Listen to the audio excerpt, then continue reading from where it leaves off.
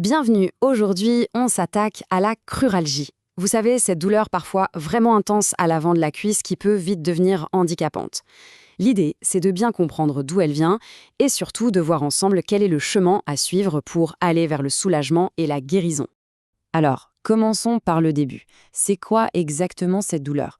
On parle d'une douleur vive, aiguë sur le devant de la cuisse. Et ce n'est pas juste une petite gêne, non. Ça peut vraiment perturber le quotidien, la marche, le sommeil. Bref, c'est un vrai problème. Allez, on attaque la première section. On va définir précisément ce qu'est la cruralgie, pour bien savoir de quoi on parle.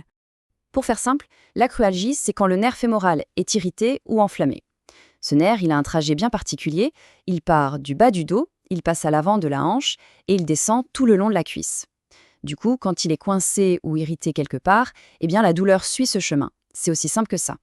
Et là, on touche à un point essentiel, la différence avec la sciatique. C'est une confusion très fréquente. En fait, c'est une histoire de géographie. Pour la cruralgie, la douleur est devant. Pour la sciatique, elle est derrière, fesses, arrière de la cuisse, mollet. C'est vraiment l'opposé. Ok, maintenant qu'on a identifié le problème, passons à la deuxième section. Concrètement, qu'est-ce qu'on fait quand la douleur est là, très forte, et qu'on a besoin de soulagement?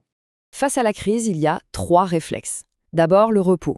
Mais attention, un repos relatif. Rester cloué au lit, c'est pas la bonne idée. Il faut bouger un peu, doucement.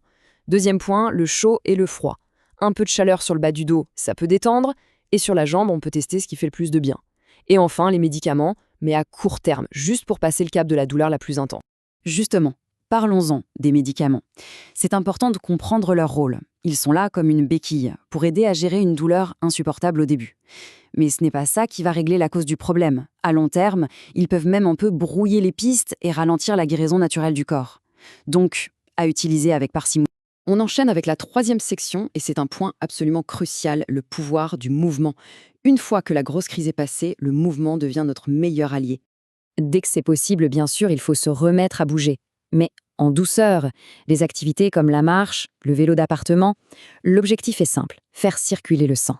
Un meilleur flux sanguin, ça veut dire plus d'oxygène, plus de nutriments qui arrivent là où ça fait mal et donc une guérison qui s'accélère. Et ce qui est formidable, c'est qu'il y a un deuxième effet. Le mouvement, c'est un antidouleur naturel. En bougeant, le corps se met à produire des endorphines. Ce sont un peu nos propres anti-inflammatoires, nos propres antidouleurs. C'est une façon de casser le cercle vicieux de la douleur. 4e section. On va regarder maintenant ce qu'il y a dans la boîte à outils naturelle pour donner un coup de pouce au corps dans son processus de guérison. On peut commencer par quelque chose de très direct, comme un automassage. Masser doucement le bas du dos, la hanche, la cuisse.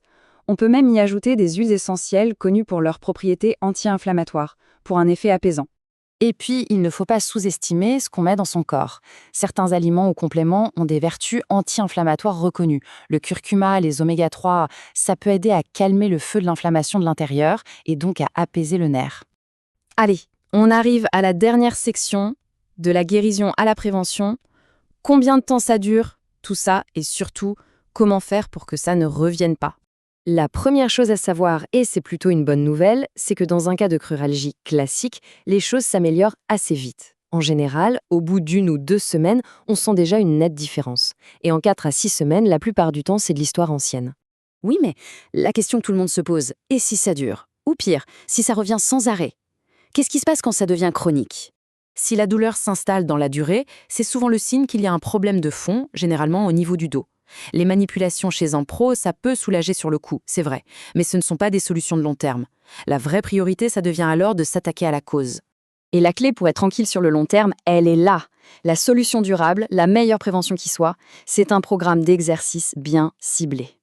L'idée, c'est de renforcer les muscles profonds du dos et de la ceinture abdominale pour stabiliser toute la structure. C'est ça qui empêchera le nerf de se coincer à nouveau.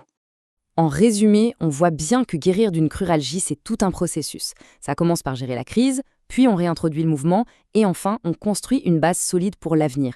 Et tout ça nous rappelle une chose essentielle, il faut continuer à prendre soin de soi, car au final, personne ne peut le faire à notre place.